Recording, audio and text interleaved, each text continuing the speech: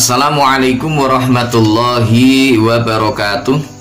Bismillahirrahmanirrahim. Alhamdulillahilladzi bini'matihi tatimmus shalihat. Asyhadu an la ilaha illallah wahdahu la syarikalah wa asyhadu anna sayyidana wa nabiyyana Muhammadan abduhu wa rasuluh. Allahumma sholli ala sayyidina Muhammad wa ala ali sayyidina Muhammad. Amma ba'du. Sahabatku kaum muslimin dimanapun berada yang dirahmati Allah, syukur alhamdulillah hingga detik ini Allah masih memperkenankan kita untuk bisa tetap menjalankan ibadah puasa di bulan suci Ramadan, tentunya dengan lancar tanpa ada halangan suatu apapun. Salawat dan salam semoga terlimpah ruah kepangkuan baginda agung Rasulullah Muhammad sallallahu alaihi wasallam, Nabi panutan yang menjadi reformis dunia, yang merubah wajah dunia dari zaman jahiliyah menuju zaman yang terang benderang, penuh dengan nuansa Islamiyah. Sahabatku kaum muslimin dimanapun berada yang dirahmati Allah, salah satu di antara makhluk yang sulit dikendalikan yang diciptakan oleh Allah Subhanahu wa ta'ala di dunia ini adalah nafsu yang ada di dalam diri manusia. Karena itulah beliau baginda agung Rasulullah sallallahu alaihi wasallam di dalam sebuah hadis mengingatkan kepada seluruh umatnya, inna akhwafa ma akhafu ala ummati nafsuhu ala jambaik. Di antara hal yang paling aku takutkan, yang paling aku khawatirkan bagi umat-umatku adalah nafsu yang ada di antara kedua lambungnya. Sahabatku kaum muslimin dimanapun berada yang dirahmati oleh Allah Subhanahu wa ta'ala, hadis ini mengingatkan kepada kita semua umat Islam bahwa nafsu diciptakan oleh Allah Subhanahu wa ta'ala dengan sifatnya yang lembut, yang karena sifatnya yang lembut itu maka banyak di antara manusia yang tergoda dan terjerumus untuk memperturutkan keinginan nafsunya. Karena itu keberadaan nafsu ini harus diwaspadai, harus betul-betul diarahkan oleh setiap muslim agar nafsu ini tidak menguasai manusia, tetapi dia dikendalikan oleh manusia. Karena pada dasarnya nafsu itu tidak bisa dibunuh, nafsu itu tidak bisa dihilangkan. Selama manusia itu masih ada nyawa, masih melekat dalam dirinya, maka nafsu itu akan tetap dan tetap terus ada di dalam diri manusia. Karena itulah nafsu bukan untuk dihilangkan, nafsu bukan untuk dibunuh, tetapi nafsu harus dikendalikan dan harus diarahkan kepada hal yang positif. Karena itulah Nabiullah Yusuf alaihi salam di dalam Al-Quran Allah menyebut wa ma ubarri'u nafsi innan nafsal ammaratun bisu, dan sungguhnya aku tidak membiarkan nafsuku begitu saja.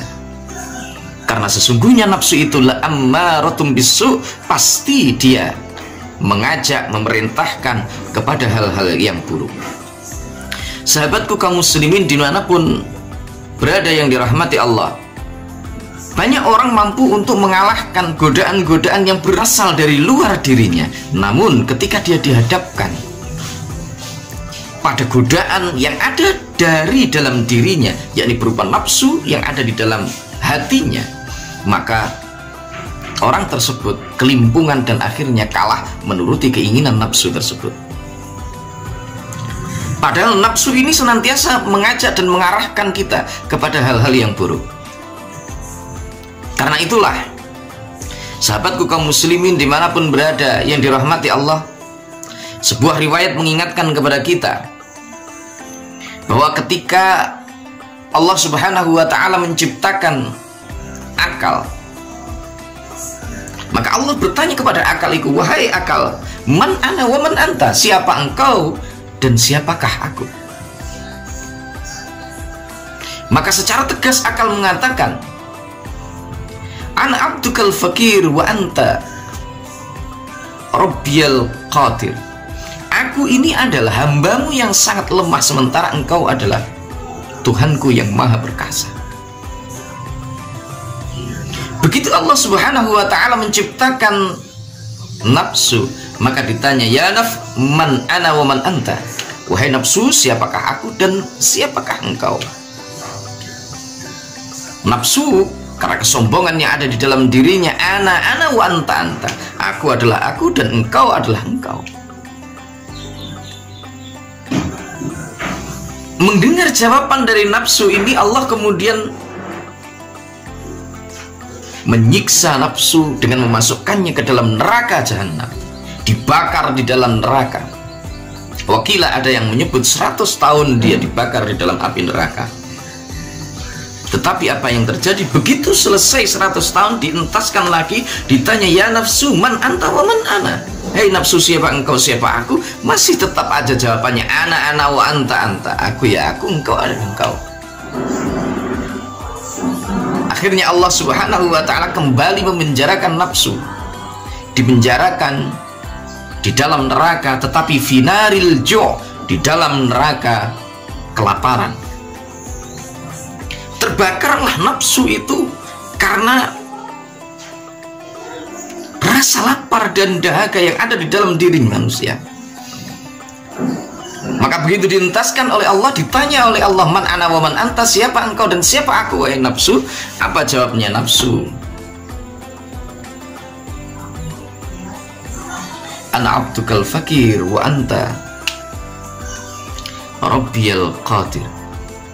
Aku adalah hambamu yang sangat lemah dan engkau adalah Tuhanku yang maha perkasa. Walhasil nafsu tunduk ketika dia dimasukkan ke dalam naril ju', dibakar di dalam naril ju'. Sahabatku kaum muslimin dimanapun berada yang dirahmati Allah, apa hikmah di balik itu semua?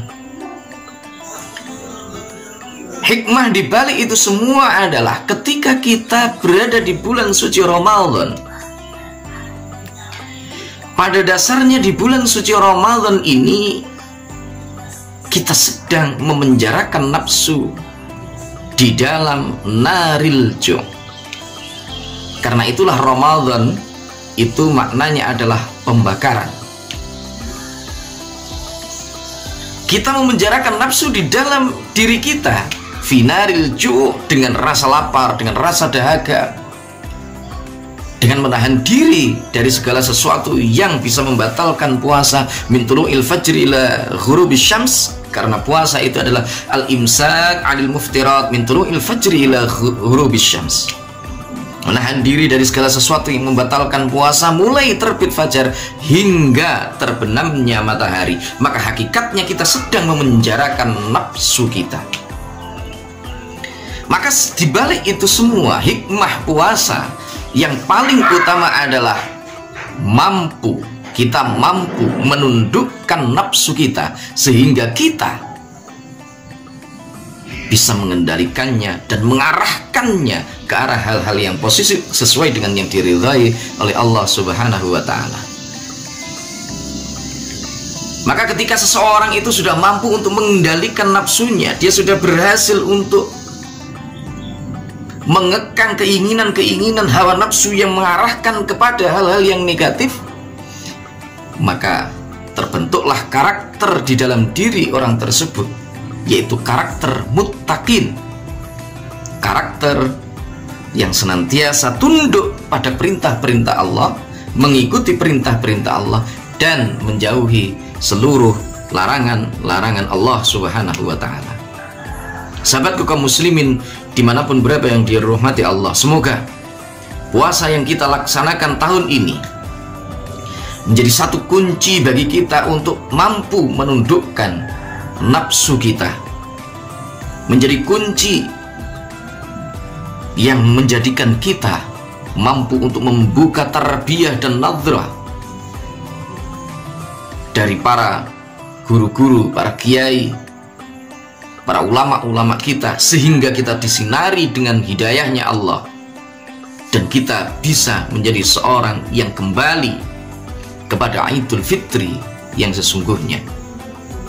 Semoga bermanfaat. Mohon maaf atas segala kekurangan. Wallahul muwaffiq ila aqwamit thoriq. Billahi taufiq wal hidayah. Wa minar rasul sallallahu alaihi wasallam asy-syafa'a wa tarbiyah. Wa minal ghaus radhiyallahu an an-nadrah wal barakah wal karamah. Wassalamualaikum warahmatullahi wabarakatuh.